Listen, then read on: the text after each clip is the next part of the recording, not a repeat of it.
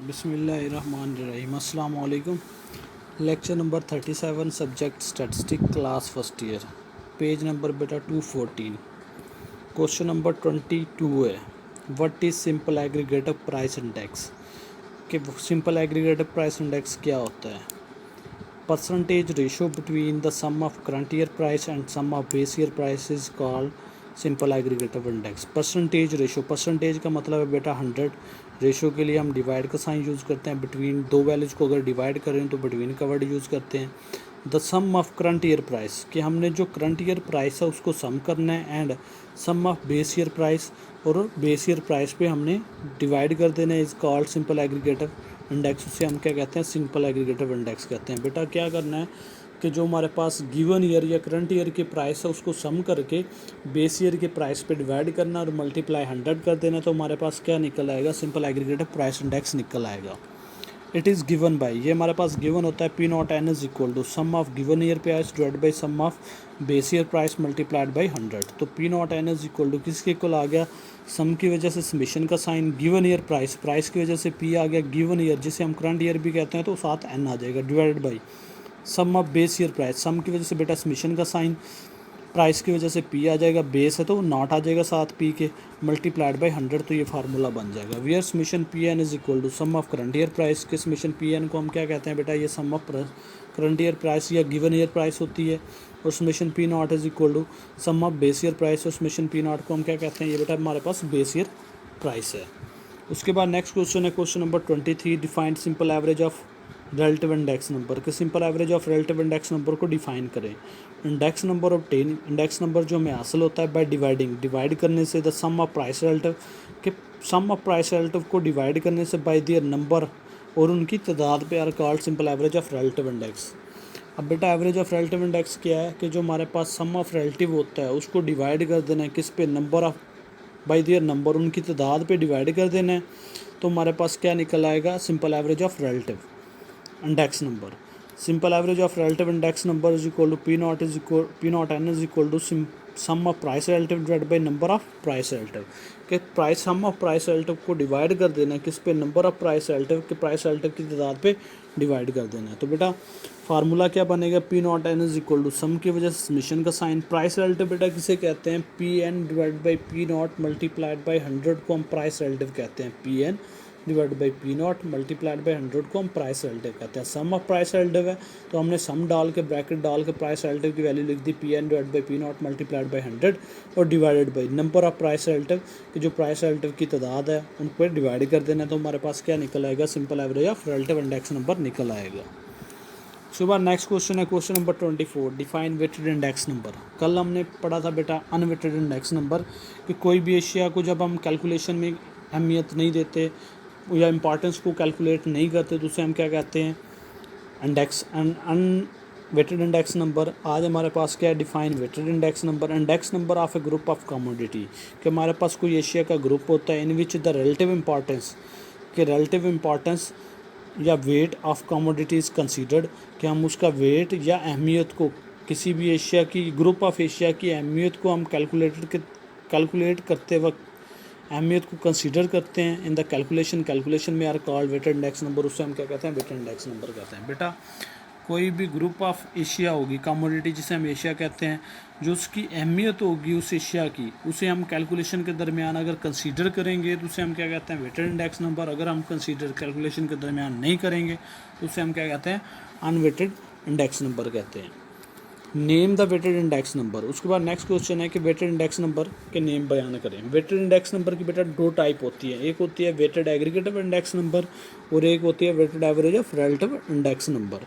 Weighted aggregative index number की आगे types होती हैं बेटा, लेस्पियर इंडेक्स नंबर है, पाशीज इंडेक्स नंबर है, और फिशर आइडियल इंडेक्स नंबर है। ये मज़ीद नेक्स्ट हम पढ़ेंगे। उसके बाद बेटा हमारे पास लॉन्ग क्वेश्चन है, पेज नंबर 244 पे क्वेश्चन नंबर 9 है, फाइंड चेन इंडाइसिस। हमने बेटा चेन इंडाइसिस मालूम करना है, ये सेम ऐसे ही है जैसे हमने क्वेश्चन नंबर 8 किया था या 7 किया है। Following data taking 99 as base year कि हमारे पास 19 हमारे पास क्या है, बेस ईयर है। तो बेटा पहली बात पहले भी बताया हुआ है, अभी भी रिवाइज कर देता हूँ कि जब भी हमने चेन एनालिसिस मालूम करना हो तो हम बेस जो क्वेश्चन में दी होती है उसको हम क्या कर देते हैं बेटा, इग्नोर कर देते हैं। तो ईयर हमारे पास गिवन है बेटा 1919, 1920, 1921, 1922, 1923, 1924, 1925, 1926, 1927 और 1928। प्राइस भी गिवन है 120, 122, 116, 120, 120, 137, 136, 149, 156 और 137। तो बेटा चेन इंडाइसिस मालूम करने के लिए सबसे पहले हम क्या लगाते हैं, चेन बेस मेथड यूज़ करते हैं। चेन बेस मेथड किसके इक्वल होता है, Pn-1 का minus equal to Pn divided by Pn-1 multiplied by 100 के करंट ईयर की प्राइस को हम डिवाइड करते हैं बेस ईयर की प्राइस, प्रीवियस ईयर की प्राइस पे और मल्टीप्लाई करवा देते हैं 100। तो हमारे पास चेन बेस मेथड की वैल्यूज़ निकल आती हैं। सबसे पहले पहला ईयर बेटा 1919 है, तो इसकी प्राइस क्या है 120, तो ये हमारे पास क्या हो जाएगा Pn। अब हमें क्या चाहिए, प्रीवियस वैल्यू, पीछे वाली वैल्यू। अब इससे पीछे वाला ईयर तो गिवन है नहीं, तो क्या करेंगे, इसी को हम प्रीवियस ईयर बना देते हैं। तो 120 डिवाइड बाई 120 मल्टीप्लाइड बाई 100, तो आंसर क्या आ जाएगा बेटा 100 के इक्वल। उसके बाद नेक्स्ट ईयर है 1920, इसकी प्राइस बेटा किसके इक्वल है, 122 के इक्वल है। तो ये हमारे पास क्या हो जाएगा, Pn हो जाएगा 122। अब हमें क्या चाहिए, Pn-1। इससे पीछे वाले ईयर, 20 से पीछे वाला ईयर कौन सा है, 1919, तो इसकी प्राइस क्या है 120, तो Pn-1 क्या हो गया 120। तो 122 को 120 पे डिवाइड करेंगे और मल्टीप्लाई 100 करेंगे, तो बेटा आंसर आ जाएगा 101.67। नेक्स्ट ईयर हमारे पास है 1921, तो इसकी प्राइस है 116, तो ये हमारे पास 116 क्या हो जाएगा, करंट ईयर Pn हो जाएगी प्राइस। हमें प्रीवियस प्राइस चाहिए, प्रीवियस प्राइस बेटा हमारे पास पीछे वाली प्राइस पिछले ईयर की जो हमारे पास है वो 122 के इक्वल है। तो 116 को 122 पे साथ डिवाइड करेंगे और मल्टीप्लाई 100 करेंगे, तो बेटा आंसर आ जाएगा 95.08। इसके बाद नेक्स्ट ईयर बेटा 1922 है, तो इसकी प्राइस क्या हो जाएगी 120, तो ये Pn हमारे पास आ गया 120 के इक्वल। हमें क्या चाहिए Pn-1। Pn-1 कौन सा होगा, 1922 से पीछे वाला ईयर जो होता है वो Pn-1 होता है, तो वो हमारे पास है 1921, तो उसकी प्राइस क्या है 116। तो 120 को बेटा 116 पे डिवाइड करेंगे और मल्टीप्लाई 100 करवा देंगे, तो 103.45 आंसर आ जाएगा।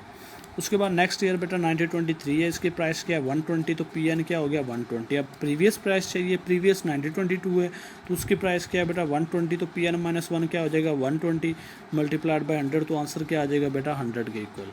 अब बेटा ईयर हमारे पास है 1924, तो इसकी प्राइस है 137, तो Pn हमारे पास क्या आ गया बेटा 137।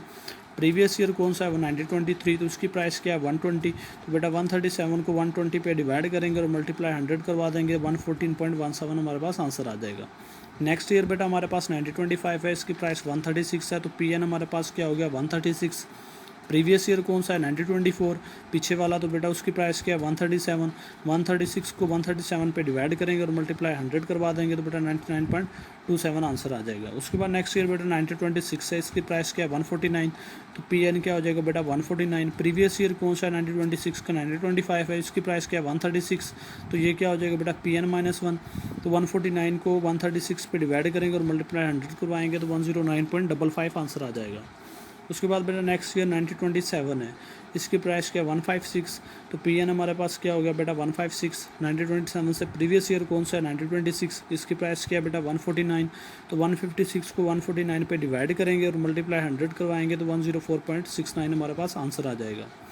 नेक्स्ट हमारे पास ईयर बेटा 1928 है, तो उसकी प्राइस क्या है 137, तो Pn हमारे पास क्या हो गया 137। इससे प्रीवियस ईयर कौन सा है, पीछे वाला बेटा 1927 है, तो इसकी प्राइस क्या है 156, तो ये क्या हो जाएगा Pn-1। तो 136 को डिवाइड करेंगे 156 पे और मल्टीप्लाई 100 करवाएंगे, तो बेटा 87.82 हमारे पास चेन बेस मेथड से हमने चेन मालूम कर ली है। जब भी बेटा उसने पूछा हमसे क्या चेन एंडाइसिस, तो हमने चेन एंडाइसिस मालूम करना है। चेन एंडाइसिस मालूम करने का तरीका क्या है कि जो फर्स्ट आंसर आया 100, तो उसको एज इट लिख देंगे 100। अब जो आंसर 100 आएगा चेन एंडाइसिस में, उसको सेकंड आंसर के साथ मल्टीप्लाई करवाना है। सेकंड आंसर कौन सा है 101.67 और डिवाइड किस पे कर देना है 100 के साथ, तो आंसर क्या आया 101.67।